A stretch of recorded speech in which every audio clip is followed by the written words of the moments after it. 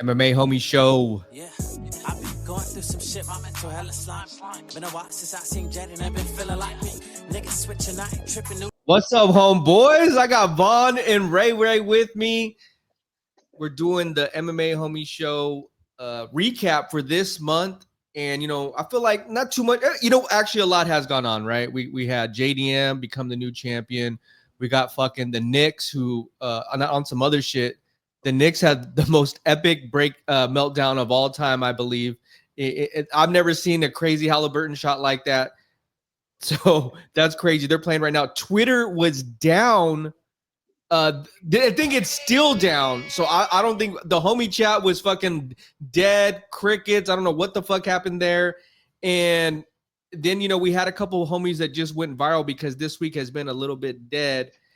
And I did want to give a shout out to the homie Perry Punch. He's kind of, sharing some game with me on some topics that are going on. But let me get the homies in here. Let me see how they're doing, how their week is going. Happy Friday. Cheers. Are you guys dabbing up? What's going on? Hell yeah, bro. Dabbing 24/7, 365. Ooh, got one. Ray, what about you, bro? It's the homies, man. Come on now. I'm chilling with the homies. I gotta stay with it, man. What shirt you got on there?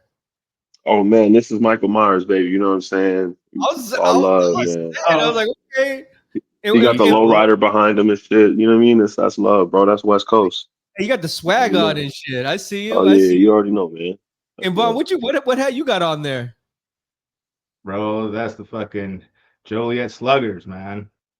Okay. All right. So are you, bro, from Texas, owned by fucking named Train Wrecks. Some weird ass fucking name, bro. Let me ask you this. Are you going for the Knicks in this NBA playoffs right now? Hell yeah, bro. Knicks till I die. All right, here we go. All right, round one. Let's go round one. All right, round one. Let me know what your topic is, Ray. Let me know what your topic is, Vaughn. The test for Topuria. You know what I'm saying? We want to break it down. All right, round one, we got Topuria test. Okay, he's going to Charles Oliveira. What's your topic, Vaughn? Yair versus Lopes was a self-making fight. Why the fuck are we not talking about making that fight? Okay, because they're going to say Volk versus Yair but Yair and Diego had some beef. Oh, man, these are two tough topics to pick from. Fuck, you guys put me on the spot there. They're both bangers. You know what? I'm gonna go Ray because we're gonna go round two with that Volk because that's a good one. So Ray, we got to because I almost chose Vaughn's myself. So all right. Well, let's do this. So let's get Vaughn's opinion on this topic with Ilya and what's happening here within the lightweight division. You got a minute. So Ilya vacates the belt, moves up, right, and I think he's thinking he's gonna get an immediate fight with fucking Makhachev. No, sir. You don't get that. Slow your roll. He's gotta test his fucking mettle in this division, right? Oliveira, I think that's a good fucking choice, right? Because I think Topuria obviously has better stand-up, but I think Oliveira is naturally a bigger fighter. This motherfucker almost kills himself every time he cuts weight just to make that division. So I think he's gonna see a massively huge, a way bigger opponent than he's been used to seeing the past couple of years. Yeah. And so a lot of things are going to get questioned, right? Everyone's thinking he's got this KO power, he's going to knock everyone out and he's going to go through them. I don't think so, bro. I think he's going to get humbled. I've always been a big Topuria fan. I've always thought he was going to be a champ at the division that he was in. But him vacating so quickly and moving up and having these aspirations to be a double champ, and I think maybe so that he could retire and go off in the sunset, which is, his game plan, perhaps, it isn't going to work in that division. There's got fucking monsters. Okay, Vaughn, here, I'll surrender my minute. I'll surrender my minute to you, because I really want to know. Everyone has talked about Oliveira and his way. Oh, I'm sorry. I want that minute. Okay. You take. But I'm wondering what is Ilya's weight going to look like? How big is he going to be? Hey, slang that minute. I'll Venmo you that minute. That's what's up. You know what I'm saying? Give you a cheeseburger. No, but I want to know what Ilya's weight's going to look like. I'm really interested to see how he's going to carry the weight because he was struggling to cut, at the division he was at. So it's just, what is that going to look like? Fun. Well, I think you're talking about a difference of perhaps 160 pounds, 165 maybe even 160 on Taporia's side. I mean, maybe he's even 170 fucking pounds. But Fight night, the night of the fight, right? But that was the whole thing too. But that was the whole thing too. Remember, well, he said just fully hydrated, no weight cut. Because I'll tell you this, they don't get to where their walk around weight is the next day, right? That, like, take Patty Pimblett for example, or even like Marion Santos, who fought last week at a bigger weight class. He says he normally has to cut 40 fucking pounds to fight at the 145 weight class. So and he was sort of happy to. And keep in mind that Ilya said before he's like the weight cut is too hard for me now. He said that before he vacated. So I'm assuming too he might be walking around that weight, what you just said. But I think he's walking at like 185.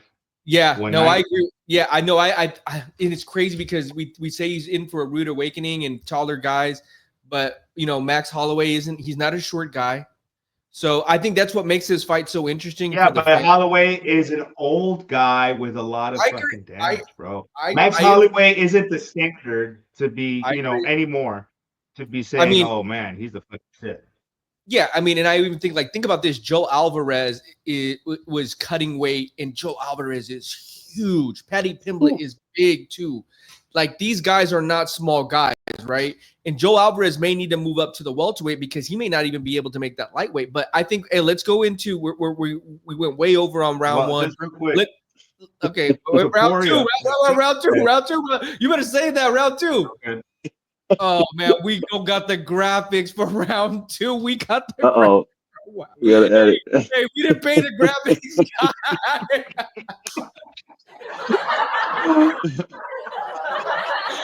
All right, well, hey, okay, but it is round two. All right, it is round two though. All right, round two. Volk's topic was coming in hot right off the press. The cheeseman right now is Volk versus Yair, and the Twitter's running hot right now with this type of beef. You know about this, Ray? No, a little bit. Who called their shot? So you remember when Diego Diego Lopes and Yair were on stage and they were just yapping back and forth and shit? Yep. There's all that drama right there, but they're saying they're going to give Yair versus Alex first. And everybody's saying, but bro, you could do it. Diego fucking Yair right now. They got beef. They got it built in. They got built-in momentum for that fight. Right. Interesting. So what do you think about that?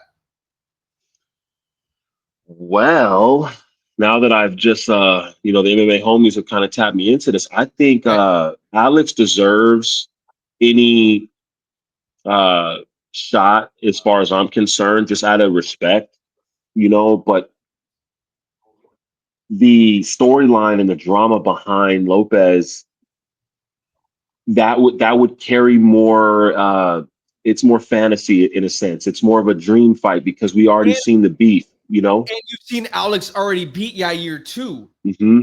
Correct. So, that's another point. Yep. Not just beat, he fucked him up. He didn't just beat him. He fucked him up. Like, who wants to see this fight again? Finish him. I don't want to see it. It wasn't close. It wasn't close. And have you seen the featherweight rankings? You know how big of a fucking joke this is? Evloev and Yair are both ranked number 4. How the fuck do you have two people? Hey, throw that up on the screen. And no, bro, look at this shit. Why? I've never seen that before, Vaughn. Was that a typo or something? Did somebody forget to put the 5? Bro, UFC's been slacking. They've been slacking, dog. So this is on the official website. This is on UFC.com's ranking. Yair, number 4. Wow. All right. I don't know, but the point is that we got number 2 Diego Lopes, right? Who Mhm. just lost, which is the number 4 or number 5. I don't know where the fuck he is. Yair Rodriguez. They have this fresh beef from their last fight where they're pointing at each other. They have team beef where one teammate beat the fucking shit out of another teammate over some shit over a girl. Right. And We that got some. came to fucking almost blows Yeah. where it took the press conference Right. over. That storyline is writing UFC Noche Guadalajara itself. 100%. And it makes sense because Diego Lopes lost, so he should be fighting down, and Yair won, he should be fighting up, but not fucking Volk. Yeah. And if I'm Volk, I can chill. Yeah, take on the winner or something. I don't know. Shit. See, I can just chill. Like, but all right, do you have time at Volk's age though? Do you think he's trying to, or do you really think he's trying to make a push to get that belt again? I don't think he has to wait a year though. He is the champ. He is the champ. Yeah. I mean, Volk is the champ. He could fucking ride into the sunset and let everybody else fucking squalor. Maybe he wants another paycheck. You know? All right. Yair's a perfect candidate because he just beat the fuck out of him. That's fucking free money. yeah, but in WWE, you couldn't write a better story. Yeah. Oh yeah. That's money right there. It's primed right there. All right, let's go into round 3, homies. I mean, and use your imagination. If you see in round 1, just use your imagination and turn that 1 into a 3. All right. All right, round 3. I'm gonna let you guys pick. Do you want to talk about Jon Jones ducking, that was my other topic. Or do you want to talk about UFC 316 Merab versus Sean O'Malley? And I'll let Ray pick. We'll go with the Jon Jones. I'm interested to hear what Vaughn has to say about that. All right, Vaughn. We'll give Vaughn the floor. You got a minute. I think John's retiring.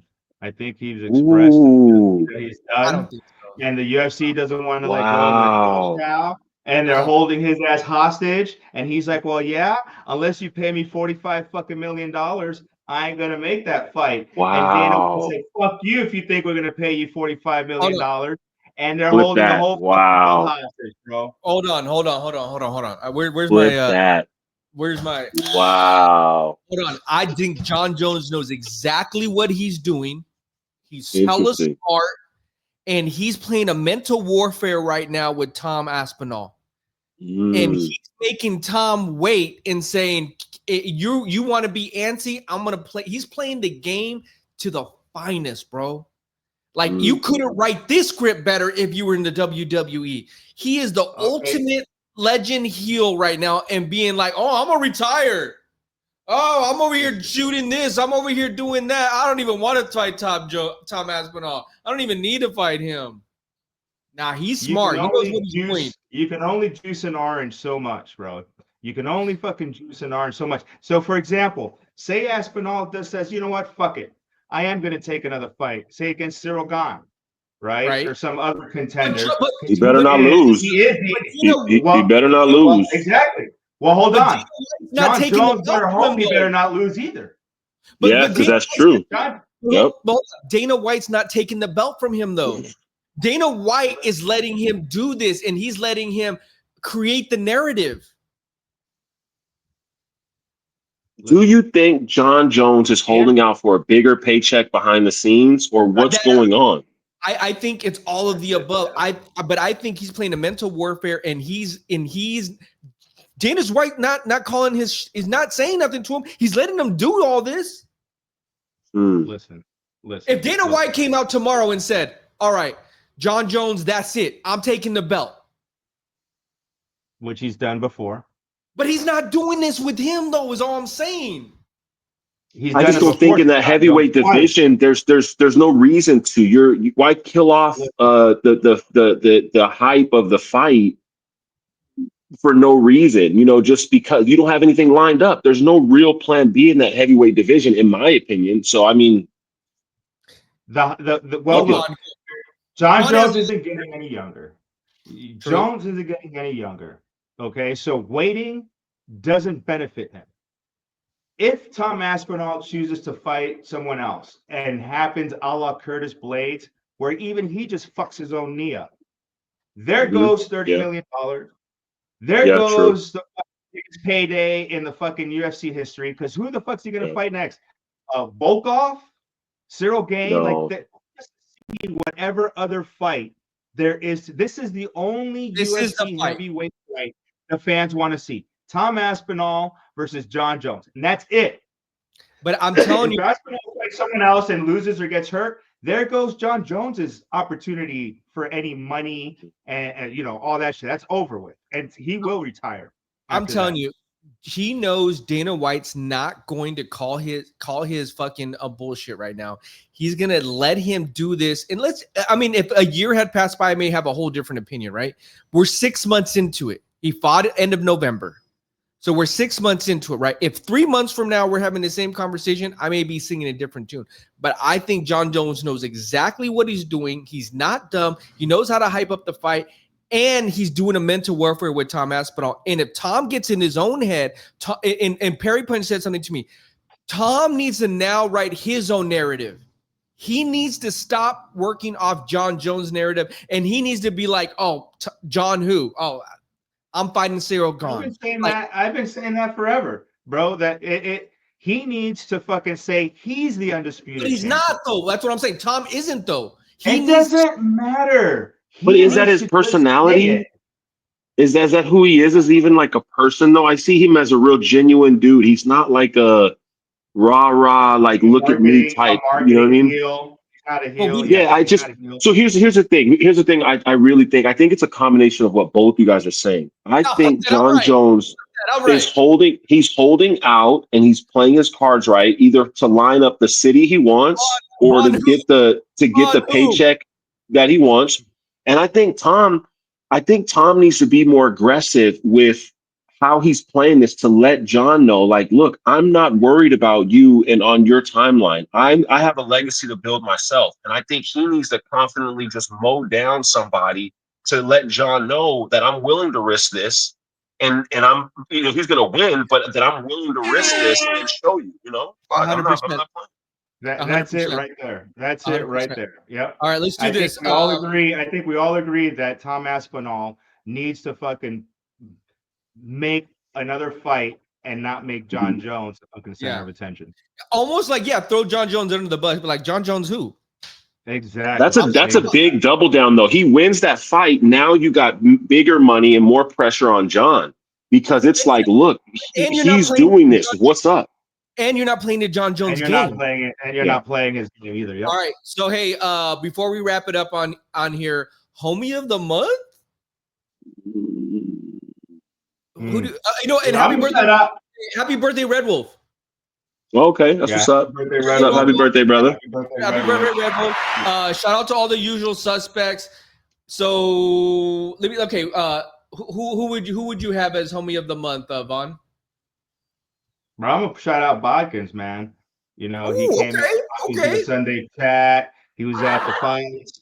He did go to always getting involved, and he's got his own show going on, and he finds it. I like that. I like make it happen with the degenerates. So shout out to Bodkins, man. Yeah, I mean, we got a lot, and Twitter was down, so we were all like cracked. We were like, oh, where itching. Where the homies at? Did it text me back? I was crying and shit. I did want to give a shout out to Alien, bro. He went viral. Personal and shit. Yeah, no, right? They can respond. Alien went viral this week. I think he went like 1.52 million on that post with the Syria post. So like the homies were getting creative this week, and I like him and Ricky too. Ricky Doobie. Shout out to Ricky Doobie. They were both playing off each other's like memes and shit and bringing ideas. I love that. We'll end it on this. And also shout out to Mr. Nice Guy, dude. Oh yeah, for sure. Mr. Nice Guy MMA. Bro, he's got this fucking cool thing where he puts people's podcasts all on his one page. Yeah. And allows you that's dope. What he's doing is awesome. Yeah. Out of nowhere, homie. I know Vaughn and I with a new award we want to start giving out monthly. And I was just looking at, what I like to do here, and before we end, I like to give a shout out to the last 10 comments in the chat. Ooh, that's a nice one. And so the chat just got live again because we were Silence of the Lambs, quick as these past 24 hours. But I see Ricky on here. I see Vaughn on here. I see Alien. I see iFlow on here. Knuckles. This shit iFlow. Knuckles. And Red Wolf. Let's go, Wolf. Packers. And Fool. The only blogger. And Fool. And Aaron. And Aaron, let's go. Bro, Aaron, bro, that's my out-of-pocket homie, or my, not out-of-pocket, what's that category? Nowhere. Out of nowhere. Out of nowhere. Where you been, homie? You out of nowhere, homie. Out of nowhere. He came from like the top rope, just jumping in with some beef against the fence, and wham, into the fucking chat. Cole too. I see Cole up on here since the chat got back online. And shout out to the homie Marcelo and Raphael. They've been fucking with us recently. So. Those are my homies. Yeah, we're excited to add them to the gang and shit. So shout out to the whole HC. That was a good show. Last words, homies. Hey, seriously, fellas. Hey, seriously, fellas. Tap in or tap out. Okay. What's going on here with the chat? With the MMA homies, with the Big Von and the rest of the guys under the umbrella is nothing but love, knowledge, and positivity. So keep that in mind. And watch out for Von's bets because you will win some money. Tail him. Oh, that's true, bro. That is true. Make sure to tap into Von's YouTube. Let him know your YouTube, bro. Fellas, I appreciate that. Fight IQ with Von, where we use win probability calculator to find an edge. And the AI fight simulator to run 10,000 sims. It's like a virtual little octagon in there. Damn, you got some little elevator pitch down too and shit. Damn, okay, we see. That gave me the chills. That gave me the chills, homie. That was cool. I like that. That makes me bring up a shout out to I Am Saturday too. We got too many homies to shout out. Bro, so much love to give, bro. So much love to give. We got too many homies to shout out. What about you? Dre, Sleazy. Andre, right? Yeah. And for the guys that we forget, we apologize. Like we're just going off the cusp right here. Please do not take it personal. If you want to yell at anybody, yell at MTK. I'll take all the heat. I told him he should have the shout outs first before his monologue, but he puts himself first all the time. Yeah, right. All right, Bond, last words. Yeah, shout out to the homies, man. Looking forward to Blanchfield versus Barber. Not really. Can't wait for you. I don't know what it is, bro. I'm not excited about that card. Me neither, bro. I've been having a hard time like trudging through. I feel like I'm just like digging through mud, doing the stats and going through the motion. It's crazy because then when the fight comes, you're like, oh, okay, it was some bangers, but I just don't have any guys that are on there that I'm on the lookout for. I guess I see Zachary Reese, I see Oban Elliott. There's some bangers on there. Are going to be some bangers on there. But you know, I'm too excited about though. Don't sleep on the sleepers. You know, we can't be sleeping on these cards just because they look like they're weak. Hey, but hey Ray, you know what I'm looking out for? I want to see I want to find the next Ian Gary. Remember when we first saw him? I'm telling you, bro, that's what we did, man. I want to see the next, like Michael Morales and the next, Joe Alvarez. Where are these guys? And that's why I love watching these fight nights, but I just haven't found one yet. And since I'm going to do one more minute here. To your credit, the UFC, is the peak of elite. The top guns, top tier. It's hard to find these caliber fighters. They're not everywhere. They're far and few in between. There are a lot of fighters around the world, and there are a lot of professional fighters, and there are a lot of good professional fighters. Yeah, those are talents that we're looking for, man. Those are rare gems, Yep. And we saw the Papalas. We try to see the Saint Denis. We try to see these guys, the Astro Boy. We've seen them kind of get some momentum, but like you said, when you're in the elite of the elite, it's just takes one punch, baby. That's when everything gets exposed, baby. My last words. Yeah. I saw Professor Bilal Muhammad step finally out of fucking his cave and say what's up. So hey, where you been at? Or what? You been